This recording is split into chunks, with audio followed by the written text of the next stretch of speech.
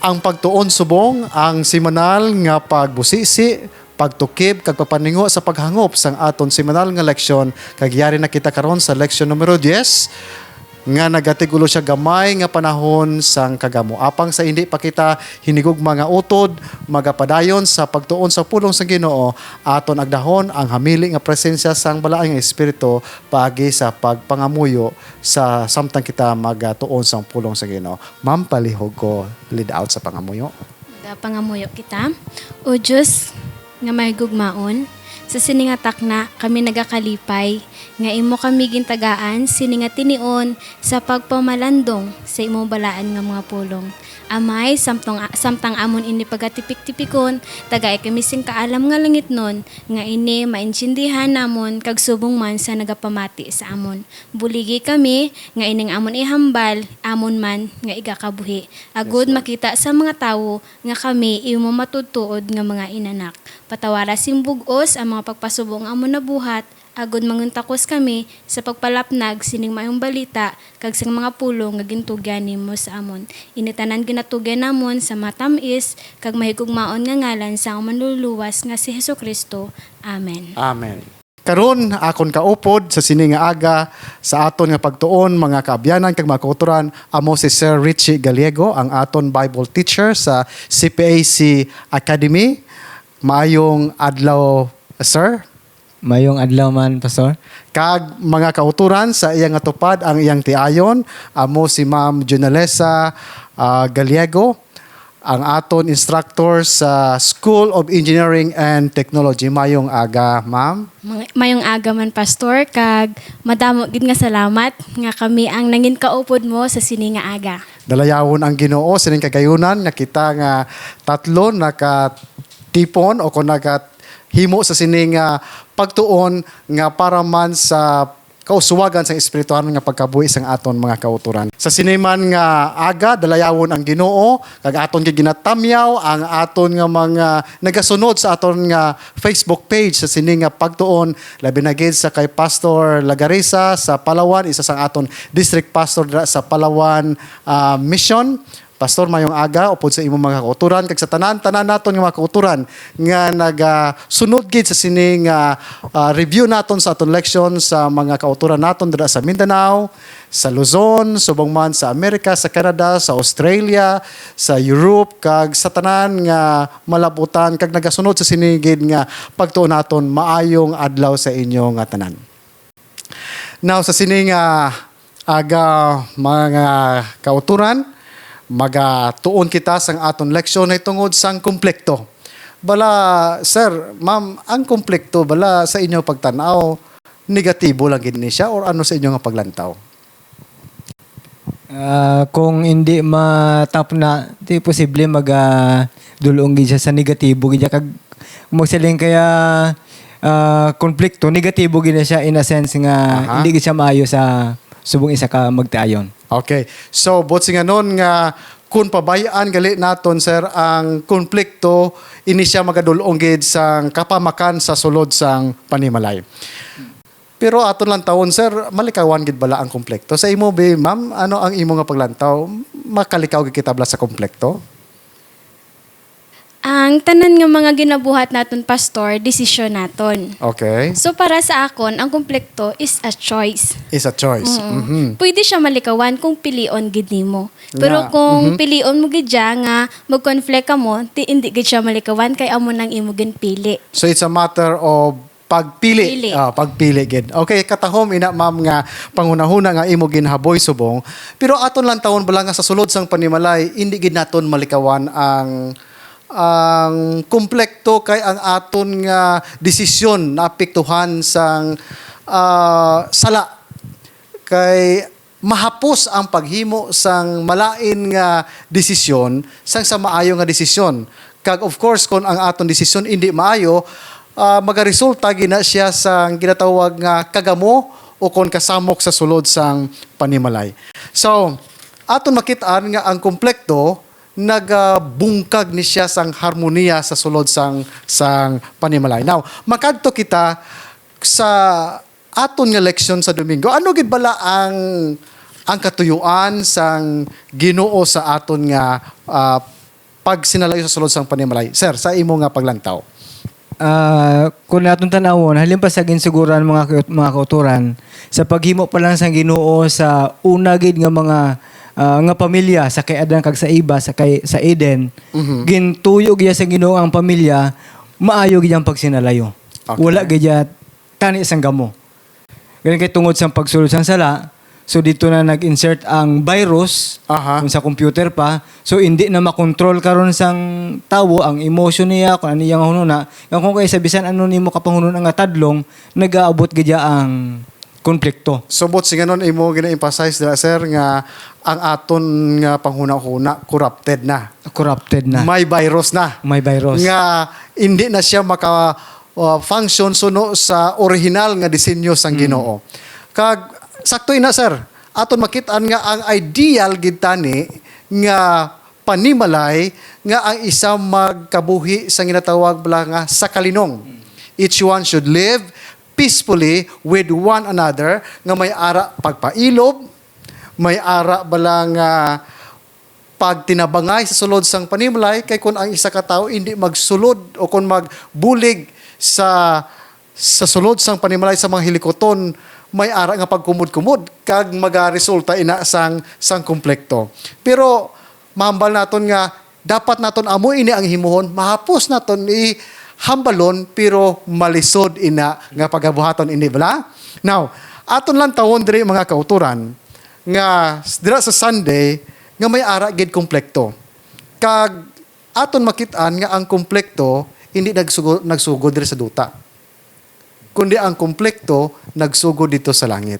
So kung ang langit nga napunaan sang kagamo may konflikto, how much more diri sa duta nga diri gid ginpuy-an sang kaaway hinigugma nga mga kauturan. Sa imo paglantaw sir, ano bala ang biblical perspective sa sining konflikto nga na-engage kita karon o kung nagakilitabo diri sa susulod sang aton planeta? Sa aton sa sining panahon, isa siguro sa mga rason kung nga nagasulod ang konflikto tungod kay hindi naton bala malikawan ang pagtan-aw sa iban. Oh, okay. Kung say ang aton nga mata hindi gid makalingat nga hindi gid kita katulok sang sala. Si tungod kay ang aton nga lawasin sa silingko kay nga virusan na. So hindi mahimo gid nga ang negatibo among hindi naton matanawan kag ang masubo pa kay ang sala amo lang sige naton focus. Aha. Yeah. Sakto ina. Mas mahahula sa aton nga tao makakita sang sala, sang tao bisan gamay lang ina sala kag ginapadako naton pero ang maayong buhat sa isa ka tawo daw maiwat naton nga ginasugid sa iban. Kay ang aton lang ya ginamagnify, ginapadako pirmi amo ang iya nga kapaslawan. Now, aton makita andre nga kundiin ang tao nagakadto may ara gid nga konflikto. In other words, conflict is inevitable, hindi gid malikawan. Ha? Ambot kay bag-o lang sa inyo kamuya nagminyo sa isa sa akon lang mga seminar sa mag-asawa, gipamangkot na kon sino dire sa inyo mga kauturan kag makabyanan nga mag-asawa nga wala gid makaagi-away kay tagaan ko 1,000. Baw sa kadamo na kon nga seminar wala gid sa manaansap until last 2 years ago. May isa gid dito sa Aklan nga nag-ansap niya ka pastor wala kami nag-away. Wala kami away sa akong asawa. So why ko mahimo gid tagaan ko gid siya. Pero siling sang tupad balay pate kana pastor. Pero may sa ginaway. So dra aton makitaan nga ang konflikto hindi gid malikawan. Pero it's not hindi man siguro mahambal naton nga paano naton nga maiwasan ang konflikto. I think it's not the issue. Ang issue diri siguro kung paano naton i-manage. Paano naton i-handle ang konflikto mga kauturan. Now, sa imo ma'am nga paglantaw, paano ara kamo sa adjustment period? Pila plangani kamo ka tuig ng updanay bilang mag-asawa? Sobra isa ka tuig? 3 months pa lang, Pastor. 3 months. 3 months. Sorry. Baby pa. Baby pa, gid. So 3 months ninyo nga pag-updanay, kagi na kamo away-away or komplekto di paghangpanay. Sa amon nga duwa, Pastor, wala na naman gina-consider nga away. Aha. Kundi adjustment lang. Adjustment, Oo, okay. wala kami term away, kundi Ah. adjustment lang. Pero may ara nga disagreement. May ara gid. Disagreement. Adjustment.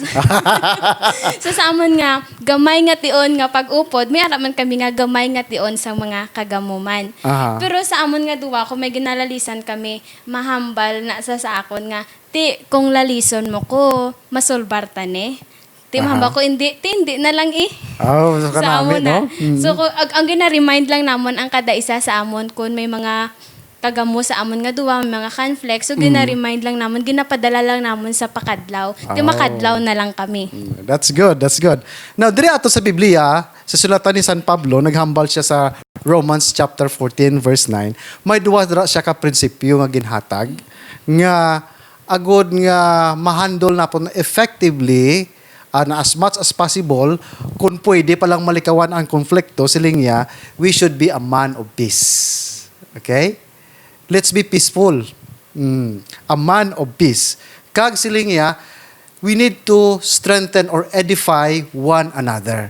Subot sa ganon nga kung may ara, gali kapaslawan ang isa, hindi nga pag itumuok naton. Kundi aton siya nga buligan, pangamuyuan, agod nga mahatag ya ina o kung sa tabang sang balaing espiritu, kag sa aton man nga pagpangamuyuan, I believe in prayer. I believe in prayer. Kaya may kilala ko ya pastor nga 18 ka tuig. Iya nga bana, hindi Adventista, pero pangamuyo siya 18 ka tuig. Sa tapos sa 18 ka tuig, natugmawan magid ang iya nga bana. So dira bala, I believe in prayer. So dira makita naton nga maski may mga komplekto sila pero ang pagpangamuyo nga Ginoo abi there was a time gani nga almost na niya bulagan ang iya nga bana, but because sang element sang prayer nga nagsustain sa iya nga atubangon ang ining mga panghangkat sa iyang kinabuhi, she was able to survive sina nga hilikoton. So in other words, we must take responsibility sang aton nga action gali agod nga malikawan naton ang ginatawag nga konflikto. Now, ang aton panahon tama gid ka dasig, no? Pero sa imo pastor, kung ang tao nagahupot sang kaakig tungod sang konflikto nga wala bala masettle, I think ini bala makabulig sa iya sa pagtubo sa bugay sang Ginoo. May ara kita nga termino na pastor mo nga, may ara nga cold war nga ginatawag.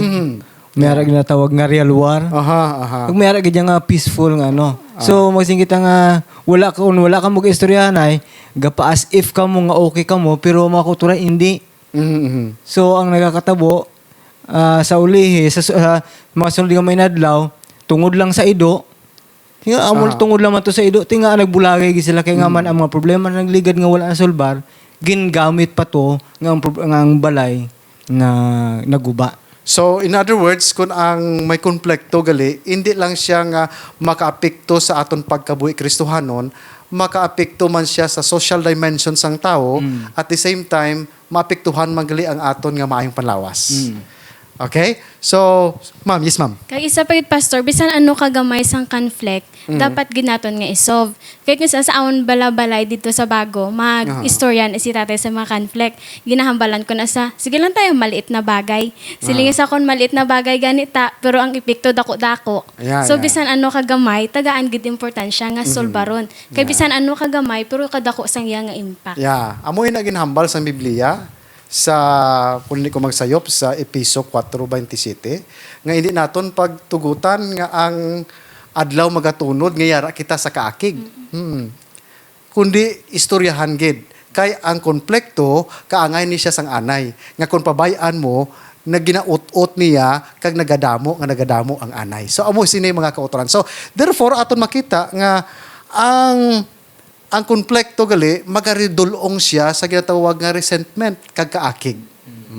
Kag kung ang tao may kaakig siya tungod sang unresolved issues, ang research nagapakita nga ini siya detrimental or very dangerous and hazardous sa aton may panlawas. Kay kung ang tao may konflikto kag pirmi sa kaakig, ang natabo gali pastor suno sa physiology of anger nga ginbasa na kon makauturan sa ginsulat ni Dr. Rogers kag ni Dr. McKay, nagapakita siya nga kon ang tao gali may konflikto nga unresolved siya, pagkakita siya sa tao nga iyang kontra, nagaibwal ang iyang dugo. And once nga stress siya, ang dugo gali hindi na mag-agi dito sa kwan sa iya atay, kundi ay directly makadto siya dito sa heart, kay may ara siya nga balatyagon to fight or flight.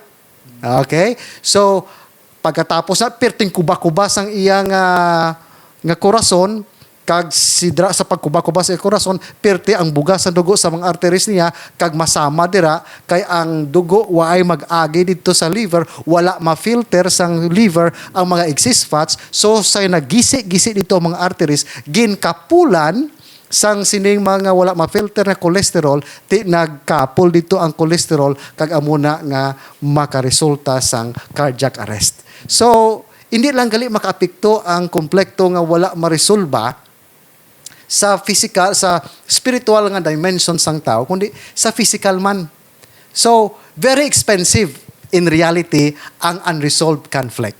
So, amuni nga ginhambal, akong suliton nga ginhambal sa Biblia nga, hindi gid naton pagtugutan gali nga tulog kita sa kaakig. So, there should be a conflict management nga i-establish sang mag-asawa, kay kung may ara conflict management, matabo nga may kasulhay, ma-repair ang broken relationship.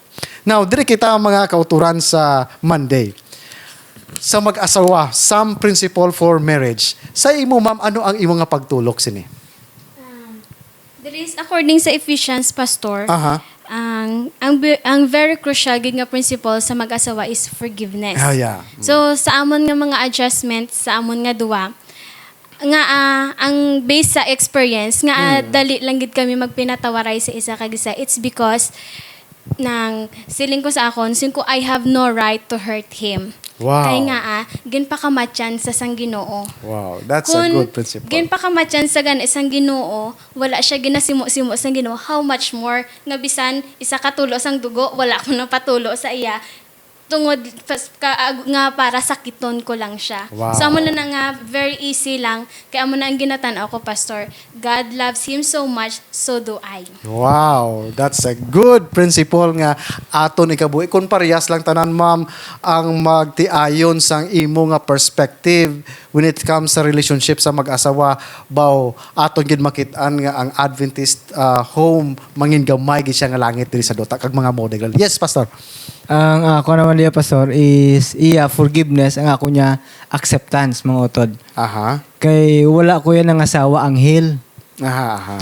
Hindi niya perfecto. Aha. Ay ginasiling sa aton nga bilang kasulatan sa Roma 3:23 nga all have sinned. Ang tanan nakasala.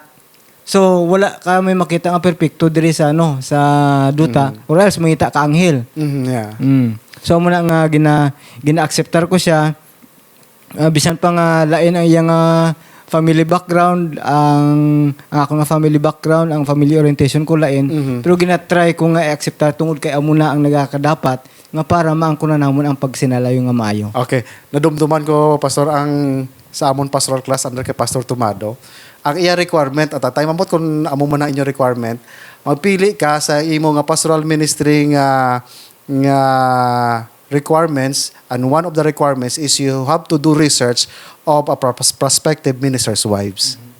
So, may isa dito ya ka estudyante niya nga, these are the qualifications sang babaeng nga kinahanglan pangasawa sa isa ka pastor. And he elaborated 39 ka mga kinaiya. Nga amo gini. Amo gini ang batasan kinaiya sang babae nga mangin asawa sang pastor. Ang conclusion sang iya nga professor is, kung amo nang imo nga paglantaw, mangasawa kan lang sang anghel. So dra makita naton nga wala gid sang perfecto. It's a matter of acceptance gid mga utod. So katahom sina ma'am nga idea forgiveness. Pero hapos lang nga patawaron ta ka, pero tutuod gid bala nga ginpatawad ta siya sang iya nga ginhimo. Kagi ka mo nga duwa nga nagkabuhi sa kaugot o kung sa kaakig? Wala gid pastor kay love conquers all. Aha. Basta palangga mo gid ang isa ka tawo ya matabunan na gid ang mga kaugot mo sa Okay. iya. Sa ibang nga tao, do you have that experience nga may kaakig ka sa iya? Of course. So, Amoy ana gid ya pastor kay ilinit gid ya balayahaw. aha. So, to toxic ang personality, gid. Oo, toxic gid ya. Tason gisabla feeling mo nga amo na ang insakto nga hindi na mahimo ya mahimo ko gani siya hindi. Ah. So kun amo na pagtan-aw mo ikaw lang ya perfect siya ya hindi. Ti conflicted ka mo for me. Okay. So, ikaw, Pastor, kaakig ka man nga may nagkabuhi ka sa kaakig? Yes, pastor, kay iti nagdako ko sa pamilya nga hambalon na naton nga wala bala ang peace and harmony. Pero even then sa lingko sa itong mga panahon ala sa akong kaugot pero pasalamat lang ko sa Ginoo nga gin guide niya ko gin direksyon niya akong nga dalan kag karon sa pagkahambal nato nabi karon nga may ara gyapon pero at least nga mahapin-hapin mo na bala. Yeah. Ako sa totoo, diya sa inyo nga duwa, nagkabuhi ko ya sa kaakig sa 5 ka tuig. May tao ko ya ginakigan gid mo. Pero tigid nga makatulog ko sa kagabihon, makabugtaw ko alas 12, madumduman ko ini nga tao. Hindi na ko katulog asa mag-aga. Kay pero tigid ga ibwal gid kun sa iban pa nagabukal gid ang dugo kong madumduman ko ini nga tao. But you know, after harboring sa sinang kaakig for 5 years, nag-grip ko sang sinang epekto. Dali ko mang masakit, nagbalatian ako, may chronic back pain ako, ginatake ako sa akong allergic rhinitis, but there was a time nga nagsiling ko enough is enough. Then I learned to forgive sa sina nga mga tao and I started to enjoy life. So, sa sulod sang panimalay, forgiveness is very essential. But I would like to tell you nga may arag duwa ka klase sang forgiveness. One is decisional forgiveness. Nga kag ikaduha ginatawag siya nga emotional forgiveness. Emotional forgiveness kag hindi man kumporme pastor sa ginahambal sang tao nga ay utod. Akalimti lang to ginhimo bala sang isa nimo ka utod. Kay mga Adventista kita, I don't agree with that. Plus wala sa imo pastor, kung may isa ka tao nga nagsumbag sa imo kag ang napuupo gid o kung na taktak ang isa mo ka unto, malipatan mo bala ina nga tao nga nagsumbag sa imo if you are in normal condition. Kita ako nga tawo pastor abi or ara man laguro sa batasan man aton nga hindi kita malipaton mo. Oh, hindi gid malipatan. Hindi malipatan. Hindi malipatan ang ginhimo niya. That's true. If we are in normal condition, pero kung nagasuffer kita guro sang Alzheimer's disease, siguro malipatan ta ang ginhimo sa tao. But under normal condition, hindi ta gisina. Pero what is forgiveness is all about? Ginatawag naton nga emotional. Ang emotional forgiveness, mga kauturan, amo sini. Makita mo ng tao, akig ka sa iya, apang ginpatawad mo na siya, next time nga encounter mo siya, makasmile ka sa iya, kay wala ka na sang aligot-got sa iya. And that is the essence of forgiveness. Wala ka sang aligot-got.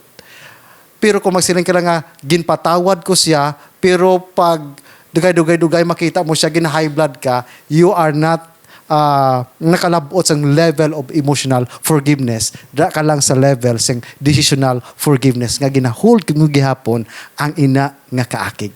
So, amo ina si Jesus Christ, di ba? Sa cross siya, gintampa, ginduslak sang spear, sakit siya, pero sang dala sa lapit ang siya patay, anong hambal niya gani? Patawara sila kay wala sila makahibalo sang ilang ginabuhat.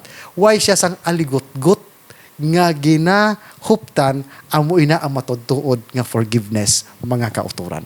So, katahom sang aton nga leksyon do kadamo pagid kita sang i-discuss sa Monday apang siling naton malipot lang gid ang aton nga panahon diri kita makadto sa role of anger in conflict. Ano bala ang role sang anger sa konflikto mga utod?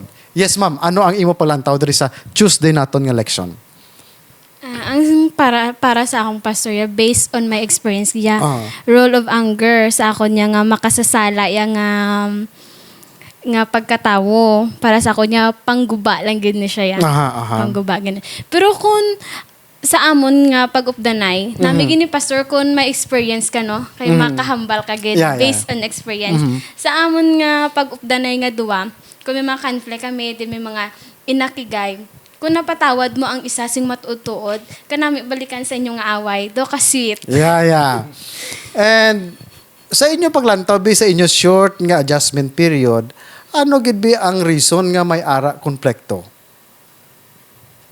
Para sa akon, I want him to be the best lang, pastor. Aha. Kasi may mga standards ko nga ginaset, nga gusto ko amo ka ni.